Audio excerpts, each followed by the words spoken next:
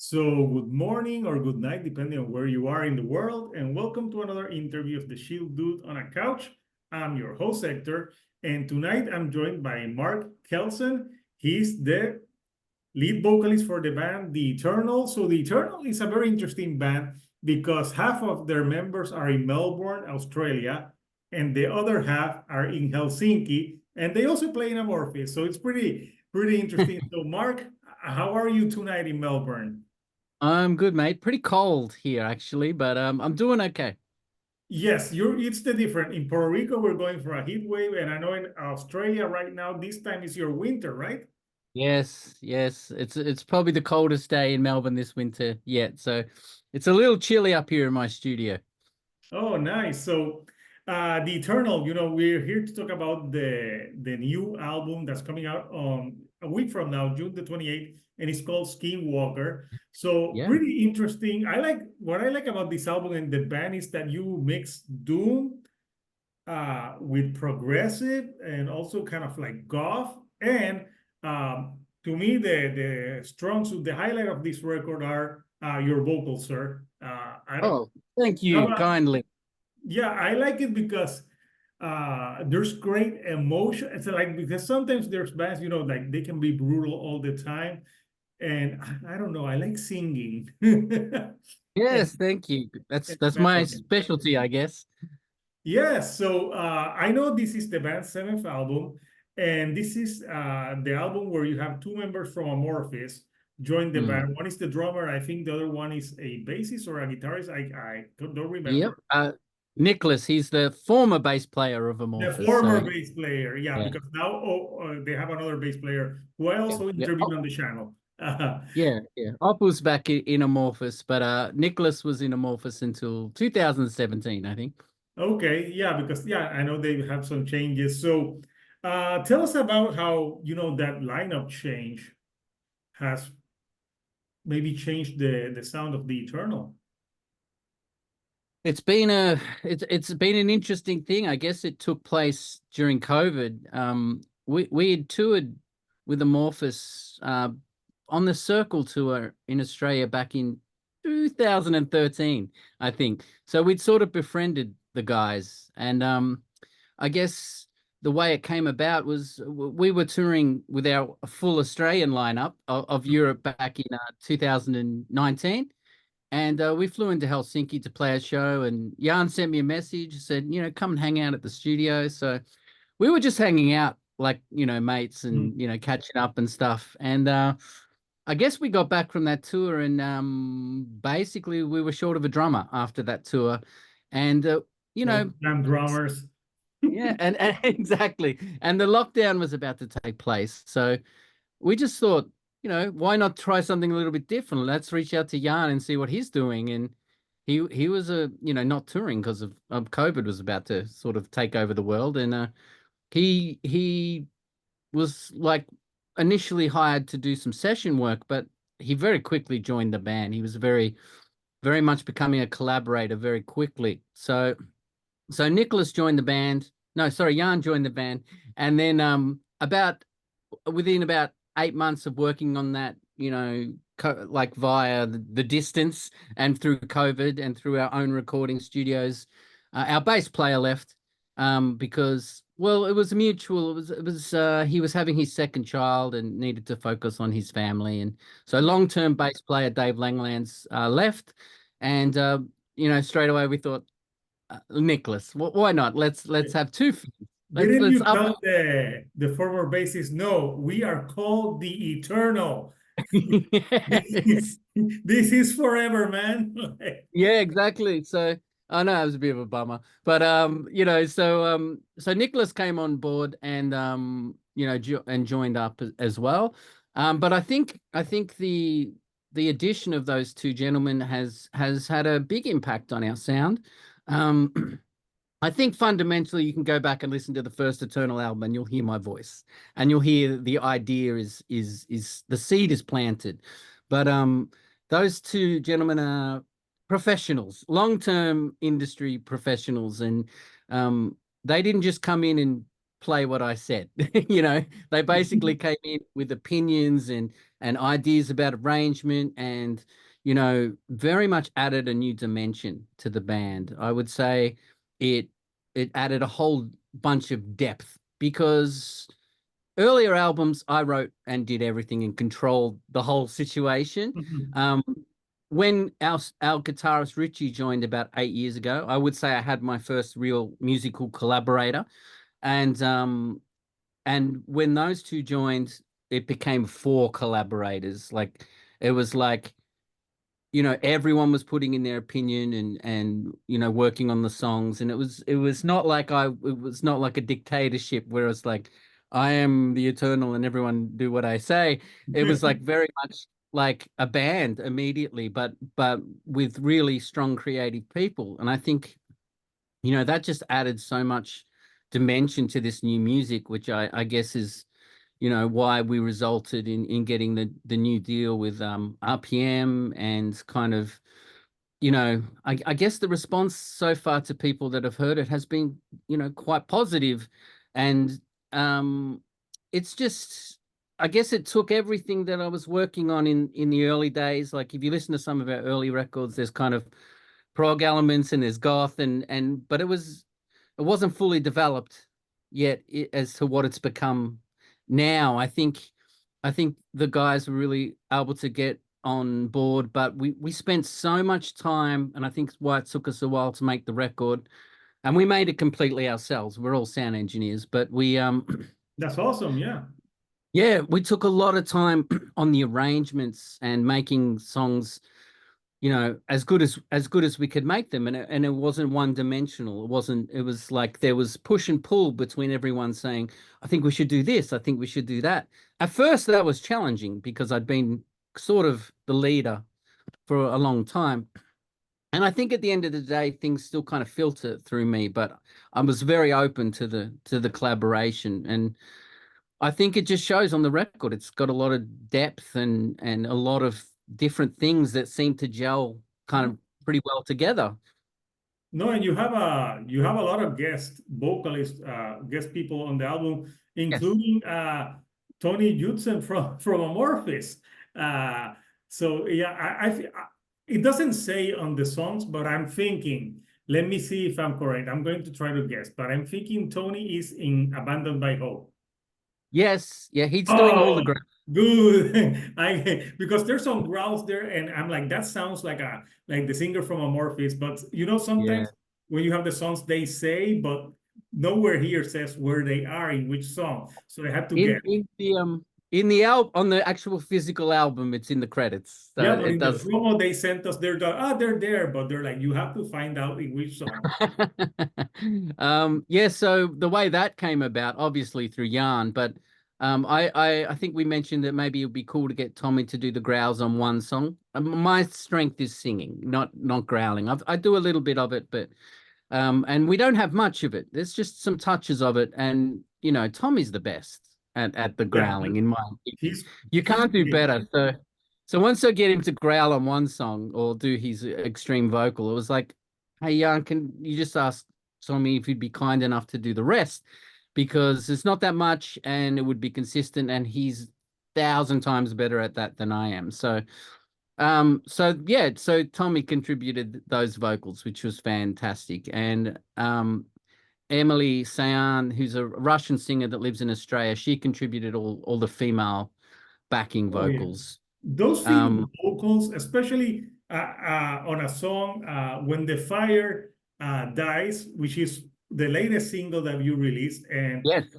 I like that song because I was analyzing the lyrics, and I'm thinking it's about a relationship that dies, but like there's always like there's a saying in Spanish that it says donde fuego, donde hubo fuego, las cenizas quedan. So where the fire burns, ashes remain, which you used on the song. So yeah, we say that in Spanish, at least in Puerto Oh, Rico. well, there you go. Yeah. Well, I think the idea with that song lyrically, I wanted to be really direct.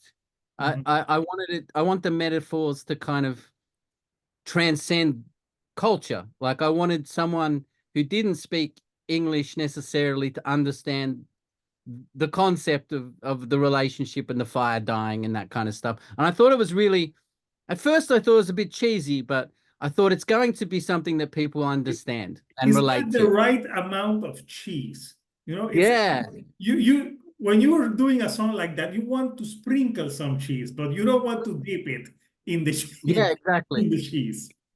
I wanted to, yeah. So at first I was like, no, these lyrics are a bit straightforward, but compared to some of the other songs. But I think culturally, people from around the world will be able to understand it, whether they speak English well or not. So that was, I wanted to just put the emotion direct and not dress it up in too much frilly stuff that you didn't really understand what I was saying. So Yeah, and that's the most accessible song. That's the most goth song on the record. I don't know why it reminded me of a combination of like Him meets Doom or something like that. It had those type of vibes to me, that song. yeah, But yeah, but it's the right amount of cheese because there's like there's bands that go too extreme with the cheese, but no, that one is just the right amount. That it's a great.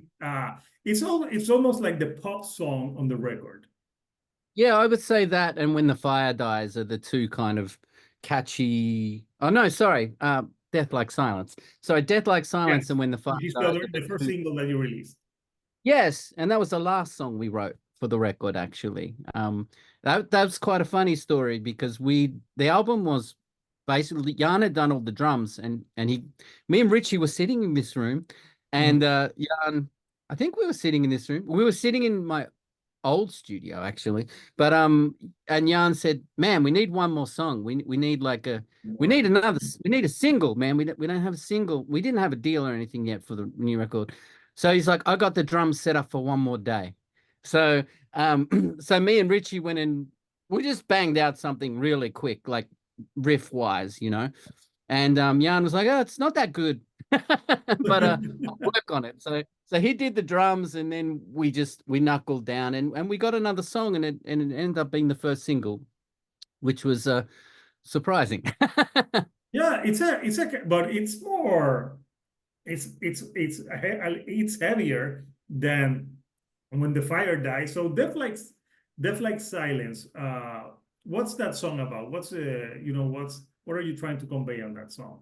I think it's like it's kind of the precursor lyrically to When the Fire when the Dies? fire dies. I guess like I sing about like I went through some changes and some loss, I guess, in my personal life, and I was sort of also going into lockdowns. I was in lockdown by myself here in Yeah, Melbourne because for about that song talks a lot about isolation. yes. So not only was I going through those changes in my personal life, but I was locked down alone dealing with it.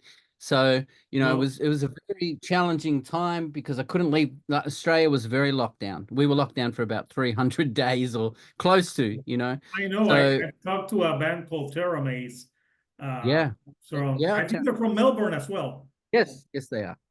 And he talked about the lockdowns being so good. So my lockdown experience for me at that time, I was married.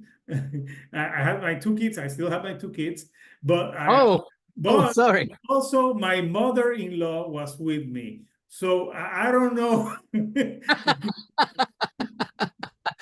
I'm putting all the pieces together there. You can tell I'm like, yeah. The good thing about I was living in Miami and you could actually go out and walk.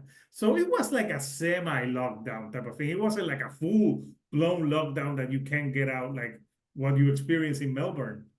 Yeah, I think we were one of the most locked down places in the world. So, I mean, there was police in the streets. You weren't allowed to leave the house for more than 30 minutes or to go to the My shops or, God. and you weren't allowed to visit your family or your friends. And I was trying to build this recording studio that I'm in now, with my father. So I wasn't able to do that properly. It was very sporadic. And I spent a lot of time, I guess, going through the changes in myself or by myself. So Death Like Silence is kind of about that silence that unspoken silence when people grow apart, you Yeah. know, and there's a silence between you, but you know, there's unspoken things as well, and also with that combination of the lockdown, so the isolation is exacerbated, I guess. You know, Ah. there's, so, and I guess when the fire dies is the conclusion of that coming to an end. So the two kind of go hand in hand with each other in a way. And for when the fire dies, you have the Russian singer that lives in Australia, and Yes. you guys duet perfectly together. Well, Uh, she's been on many Eternal records. She was on our third record, our fifth record, and our sixth record. so We've been she's working. basically almost part of the band. She's very important to us. And what's funny is that she's sometimes singing the part that you think the girl is singing. I'm singing the high part sometimes. So Hmm. she has a very big range. She can sing really deep and low as well. So sometimes she'll harmony me but lower. So Wow. sometimes the really high feminine sounding voice is me. But we blend really, really well together. I mean, we've sung together for a long time. She's performed live with us before, but it just it's more of a studio thing. But she came here and did all her vocal parts, and she's been living in Australia for quite a long time now. And I knew her before she lived in Australia because I worked on a record with her for Duncan Patterson. He used to be in Anathema. He had an album called Ion, was the name of the project, and Emily Awesome. sung on it, and I sung on it, and that's how we met. So yeah, so I always love to have her voice because I think she just adds some magic to an extra color, an extra texture, and really sort of reinforces my voice well. No, that's awesome. Yeah, no, it really complements everything and gives dynamic. So the album of the name, Skinwalker, what's the story with that name? Well, I wasn't trying to make a concept album. Like it wasn't the idea to make a concept album, but I think it really gives this overarching theme. So I think many people associate the Skinwalker with a Navajo um, folklore of uh, um, a shape-changing kind of creature, or a witch doctor in Indian That um, reminds me of the folklore. series Supernatural. Yeah, so but I took the idea of that. It's like it would be like a witch doctor or something that would appear as an animal or something, and you would know it wasn't right. Like it was different. And I started to think about people in your life and how they appear one way, but then Mm. they can end up being quite different. Like they can reveal their true selves and their true colors. And I thought that's an interesting, like I want to use that skinwalker metaphor for like people in our lives, that appear one way but are actually there to harm us or you know, take our energy, energy vampires, to drain us. And that, I mean, maybe you can, play that for your ex-wife. I don't know, but Oh, no, no, don't get me in trouble, man. I'm joking. But it's like Luckily, um he's not going to see this interview because he doesn't give a shit about metal. that's good. But Yeah. but you know what I mean. So the skinwalker is a metaphor for someone that kind of comes into your life and sort of takes a bit of you away with them.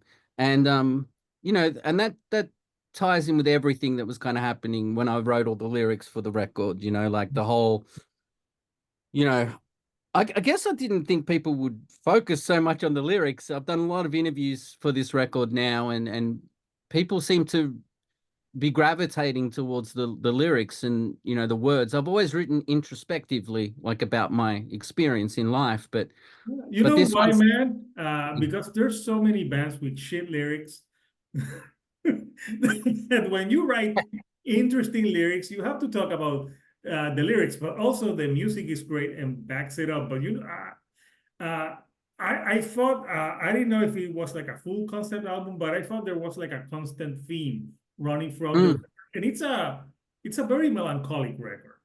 It's yes. yeah. That's why I had like that doom, that gothy doom aspect of the record. So there's a whole, is it a full concept record or are there just like a run and costing theme throughout the record? Yeah, it wasn't intentionally like a concept record, but I guess like people are seeing it that way. And I Mhm. guess why Skinwalker ended up as the title track because it does encompass the full lyrical theme.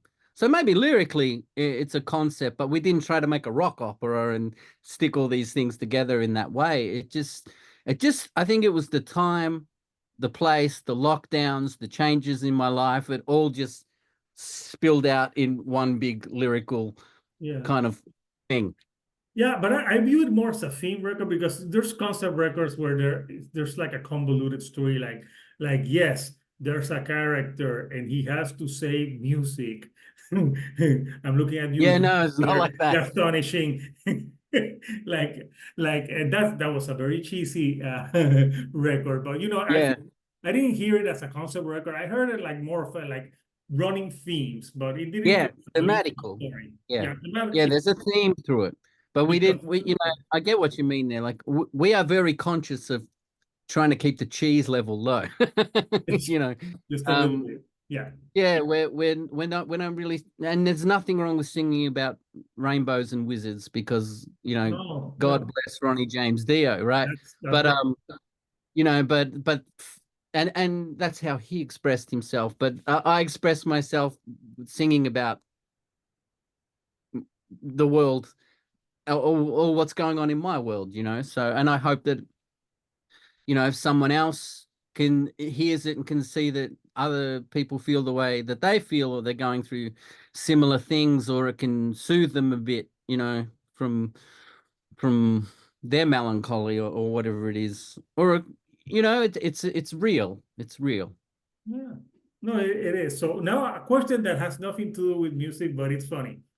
When I Googled The Eternal, I don't know why it sent me to that crappy Marvel's movie. Are you mad that they made that crappy movie? And now when people try to Google you, sometimes they'll get that movie. I didn't even know there was a movie. Yes. It's so bad. It's called The Eternals with an S. And it's one of the Oh, worst Marvel movies ever. And well, hot take for me, I think Marvel movies are overrated. There, I said it. I'm sick and tired of them. well, I'm not much of a movie guy. I guess I'm more of a, You if I seem like watch a anything, book guy. documentaries is Oh, something I really love, but mostly I'm in this recording studio. If I'm not making records for us, I'm making records for other people as well. yeah. Do you enjoy the part of like making records from for other bands? Is it Yeah, yeah. because it's not your music, but plus you get to boss them around and tell them that sucked. Well, yeah, exactly. I mean, I just had a client here tonight. We were working on some guitars for his record, and it's very fun. Like once you get past the laying down the foundation, doing all the creative stuff, and I guess people come to me for the kind of sound I create. Like, I Mhm. mean, me and Jan primarily, and Richie worked on the production of this record. Me and Jan did the final mix, but sonically, I make that big lush kind of sound. I've always sort of aimed for that. So people come to me for that kind of, that sound. That's my specialty. So I'm building up. Do you call it the Mark Kelson sound? Well, it it's I think If not, you should albums. coin that. Yeah, well, people leave with a bit of my flavor in their music. Like I've worked with other bands, and it always has a bit of my flavor in it. Yeah, that's good to know. So the band being half in Australia and half in Finland, how does that work? Like when you guys were recording?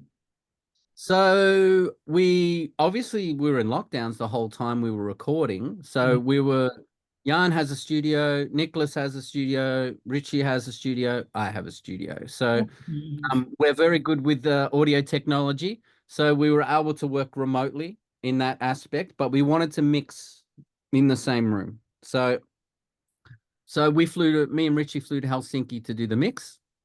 and we mixed at Jan's studio there at Moon Unit in Helsinki. And so that was a face-to-face for a month, battling it out on the final mix there. But it was really, a good collaborative experience, and really sort of strengthened our relationship.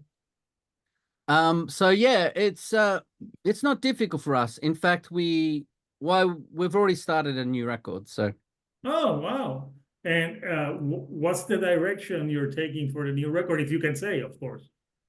yeah, well, while we finished Skinwalker late 2022, Oh, wow.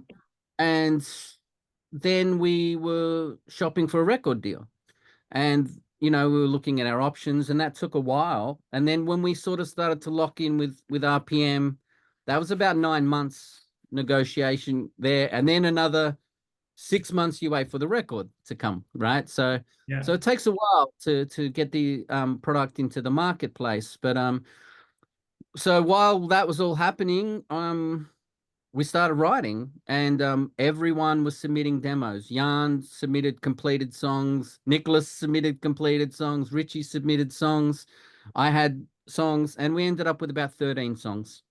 And I went over to Helsinki Christmas, and we edited and arranged all those demos and worked together. I stayed with Jan, and we worked through everything, and he just finished recording the drums for the record. So we'll be working on it for a while. It's not like there's going to be an album tomorrow, but Maybe next year. Yeah.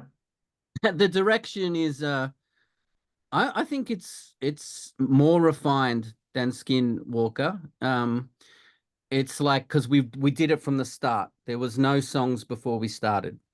Okay. We So yeah, started. and now you've been longer as a band together with Yeah, them, so you're more comfortable working yeah, with each other. Yeah.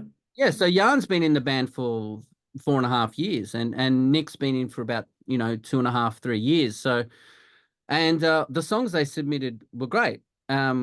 Obviously, it brings in a new flavor. You're still going to hear the proggy elements. There's no 10-minute songs. They are a little bit more in the in a reasonable range lengthwise, and I don't think there's going to be any growling on that record. I think we're really, like, many Eternal records don't have that anyway, but the demos were all just me singing, clean vocals, and we're kind of happy with that. I think it's a really mature bunch of songs. So Okay. it's got some catchy songs, it's got some epic, epic kind of proggy pieces.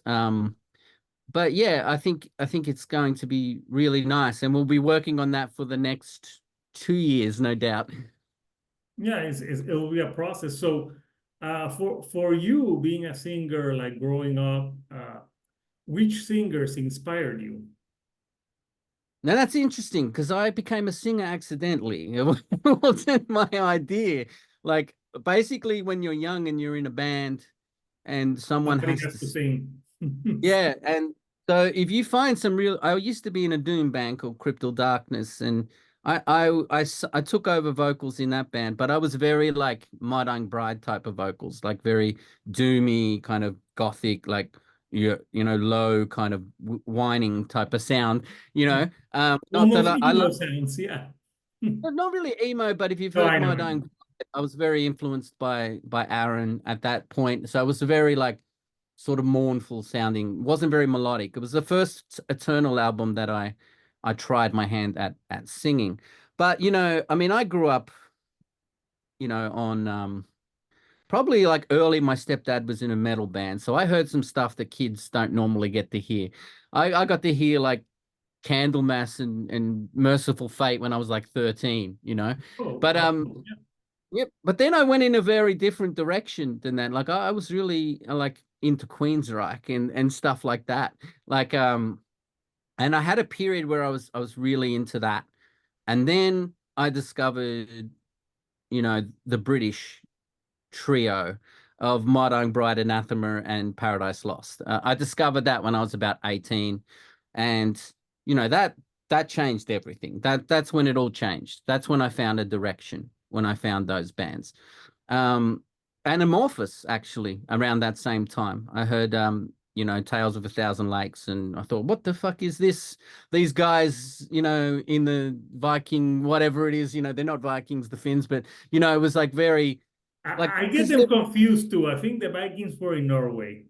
yes, but in the 90s, you couldn't just, you know, send an email that easily over to Finland and I go, what the fuck? know. You know, so There's no FaceTime. no, so it was a mystery. You just had I had a nuclear blast video and I saw Amorphous on there. And so I liked this European sound, you know. Really the European thing took over for me from any American stuff, like the European stuff. And I got into him when they came out actually as well. We toured with him back in 2006. So, you know, Yeah. those bands, you know, took a Blue big influence. Bottle, he's got he's got like that look and that like he is goth. Yeah, he's the goth guy. But I was never into gothic music as such, like going to a goth club and listening to goth. But the gothic metal, however, you know, that was, you know, like gothic metal and doom, that really took me that's where I found my direction. And I guess, you know, because I was into kind of a little bit of prog metal, like Queensryche and stuff like that. Mm. So that, you know, that was a bit of, and then in Dream, I was into Dream Theater as well as a young guy. So I guess that's where you get your prog metal and your goth metal blending together because I was into that stuff when I was younger. And so you know, singers, yeah, Nick Holmes had an influence on me early on, and Ville and you know, Jeff Tate, and you know, even James LeBrie, you know, like I was, you know, but I didn't think I couldn't sing yet, really, or anything, right? So I think the easiest person for me to get ideas from was someone like Nick Holmes or My Dying Bride because I could hold some of those melodies together.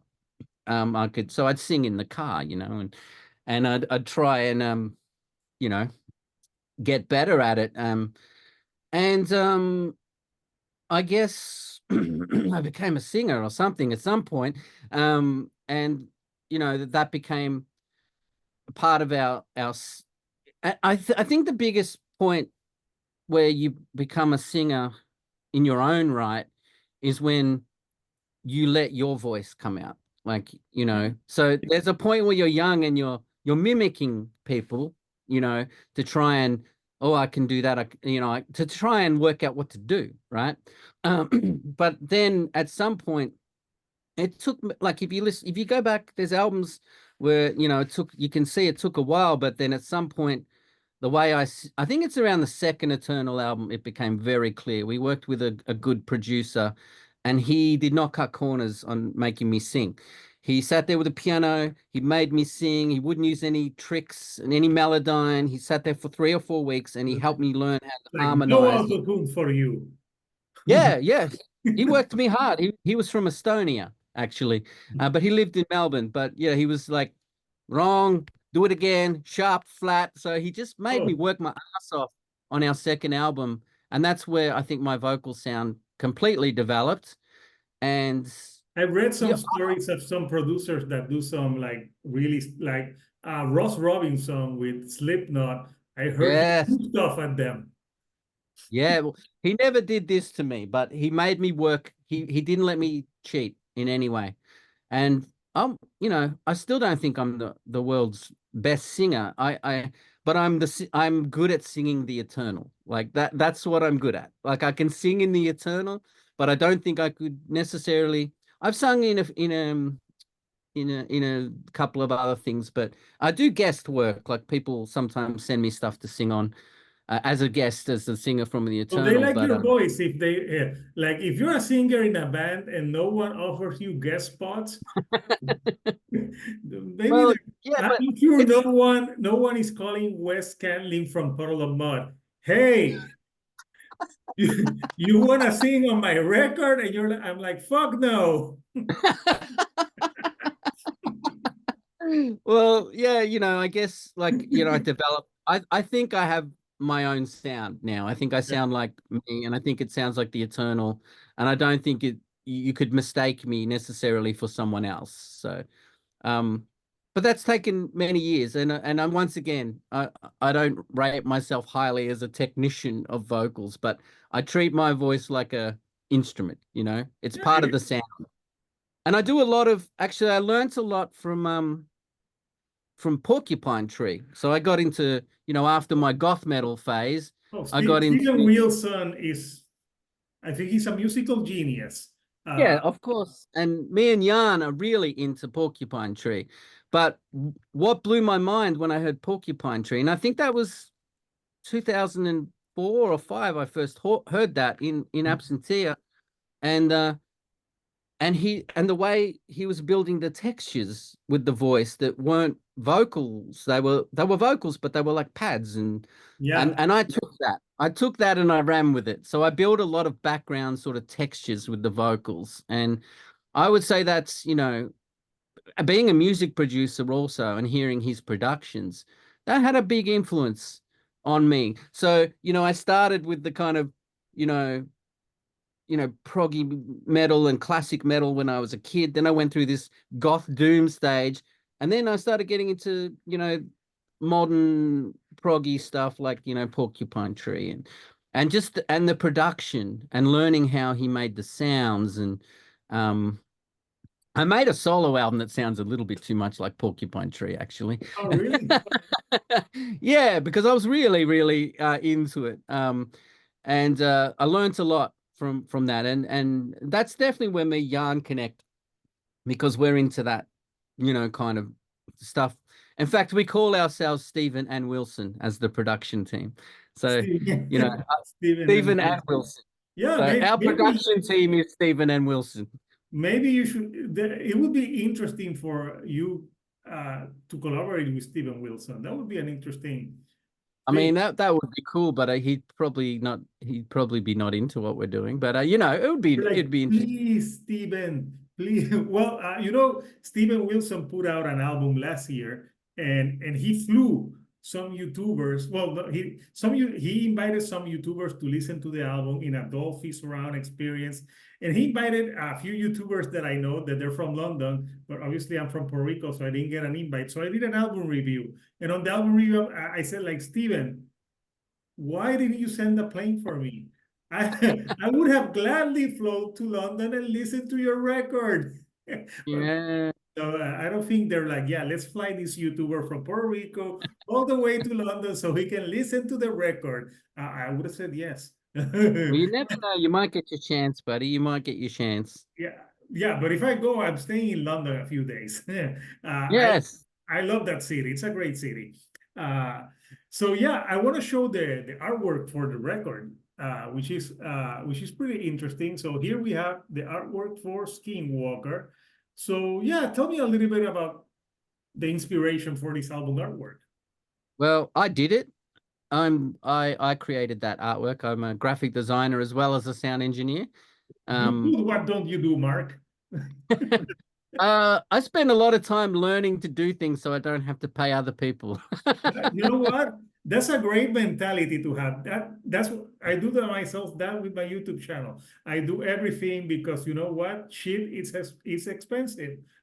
Yeah, it is. And that's why I became a graphic designer, to not pay for that. And then I became a sound engineer after that to not pay for that. So I'm a retired graphic designer. I'm primarily a sound engineer, but I guess, you know, I started doing it a bit more when we needed material for the record. But what happened really, and was we got Travis Smith to do the album cover first. Mhm. Um, and you know, we know he's a phenomenal artist. He's done, you know, every gothic metal album, you know, and Opeth, and he did something that was a bit more literal. It sort of had a skinwalker kind of creature on it, um and I really liked it. But I think the consensus in the end before we released the album was it looks a bit too death metal for what we're doing. Yeah, too dark. That it wouldn't go with the music. Yeah, if you've seen the single cover for Skinwalker, that's Trav's cover. And I love Trav, and he was so great to work with. And but we were left in a situation when we signed where it was like we kind of need a new cover. So I was forced to do it. So so I guess like the symbol, I'm very much into the geometric shapes and the kind of that graphic element of it. So I made that symbol. That's very tool-like from you. Oh yeah, I don't really listen to Tool, but yeah, I guess I could see that. So I just designed that symbol. I wanted it to be kind of like an iconic type symbol. It doesn't have much of a meaning behind that, but the background and the kind of texture, I wanted to give that kind of earthy, tribal, not tribal, but with the whole kind of, you know, I wanted to pay tribute to what we had already come up with Trav, which was like a kind of earthy, you Mhm. know, the I guess I don't want to say the American Indian thing, but something that was really grounded and like could it be a symbol inside of a cave wall or something, Yeah, it So almost looks like a dream catcher. yeah, hey, that's pretty cool. Yeah. Yeah, so but that kind of I wanted to encapsulate a bit of the myth and then a modern kind of, I guess, proggy type of look as well. And I'd already had that symbol when we hired Trav, so I actually had him put it in the other cover anyway. So it was only a matter of time before I probably took over and did it myself anyway. So and also I wanted a bit of that kind of, iconic, really simple, big symbol, border kind of, like it's a classic book or something, so I just When I went for look at really this album an cover, icon. I think it sounds like what I'm listening to. It has that prog, it has that doom, it has that ska feel to it. So yeah, Excellent. So I succeeded. yes. And it Yeah. looks great on the vinyl, by the way. I've got the vinyl here somewhere and it looks fantastic. Oh yeah, yeah. If you have, yeah, I would love to see the vinyl. Yeah, I'm guessing it looks pretty cool. So I wish I had it next to me. It's downstairs, oh but yeah, no, man. I'm not gonna make you walk at 11:30 at night your time, and you'll trip for this. So the album's going to be released a week from now. I'll put the links so people can pre-order the vinyl. How many variants for this vinyl? well, we're on the limited pressing at the moment. So they're doing their initial, RPM love to do fancy vinyls, right? So this is the first Eternal album on vinyl, so it was very exciting. Oh wow, yeah. So they did if you look at the one that's available now, it's called Under the Black Marble. So it's like we have a song called Under the Black, which is coming out next week as a Yeah, single, actually. that's one of the songs. Yeah, I think it's the song number Third third song. song. Yeah. And yeah, so they've called the color Under the Black Marble. So it's kind of like a splattered brownie gold double vinyl, 180 gram, I believe. So it's a double. And so that's the initial pressing color.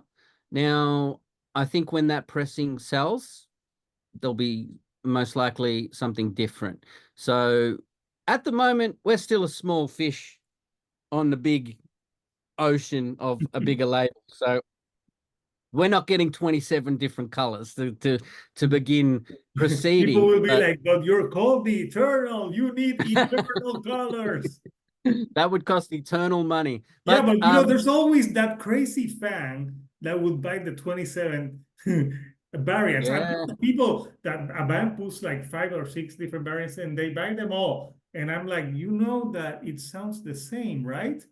I Like, I have to say that RPM, don't you like food? Like, just records, man.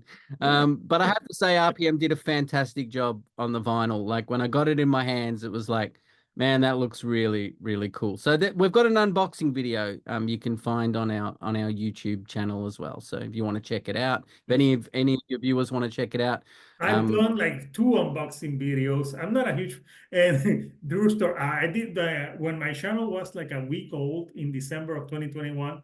I did an unboxing video for Behemoth when they and I caught myself while doing the unboxing oh, video, and I'm like, see, this album is so satanic that I caught myself, and then I I was very very nervous opening it up for the first time, Oh yeah, and but I've no said about cuts. these unboxing videos. Yeah. I'm not cutting the only type of videos that I have not done on my channel, and I swear that I will never do, are reaction videos. I will never do a No reaction. oh my God. Well, there's another YouTuber that I've done collaborations with, but he does good collaborate. He does reaction videos where he's like moving and he's being fun. But I've watched reaction videos where the song is playing and they're like, "Wow, what am I doing?"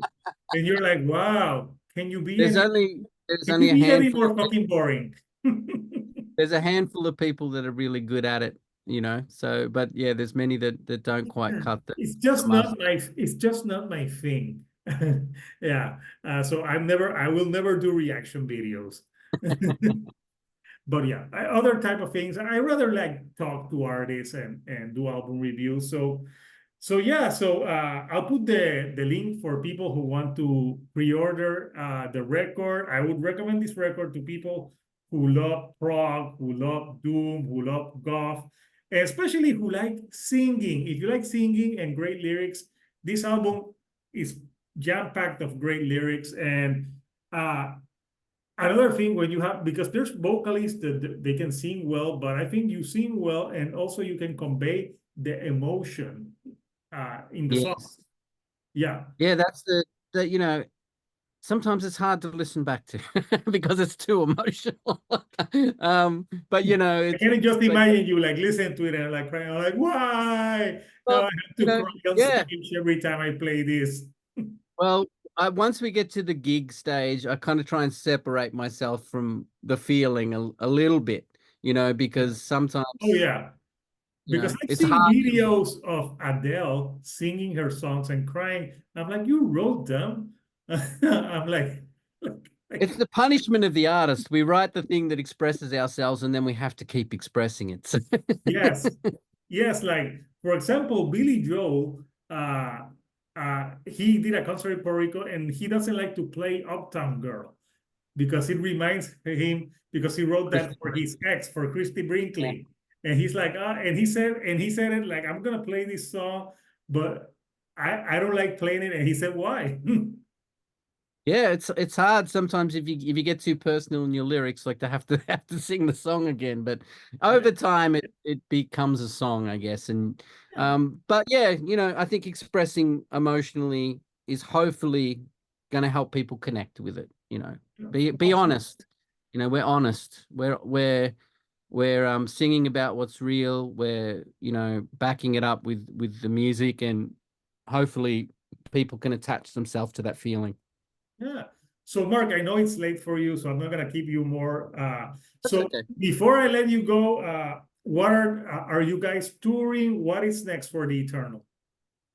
So that is the big golden question, or the, you know, we want to tour. Now we have to work out logistics. Now Oh yeah. we have to be together to rehearse, to put the show together, and we have to find the right opportunity, and we have to work around Jan's touring commitments with Amorphous. Oh yeah, So because he's touring with Amorphis in September. quite a lot. Yeah. Yeah, yeah. And we I don't want to go out without my main man on the drums, you know. So No. I want to, I'm not, I want to go out with Jan. So we sort of have passed a couple of opportunities just because the time wasn't right. But I'm thinking, you know, they're going to be in an album cycle and not touring for a little while. So there could be a chance for us to play early in the year.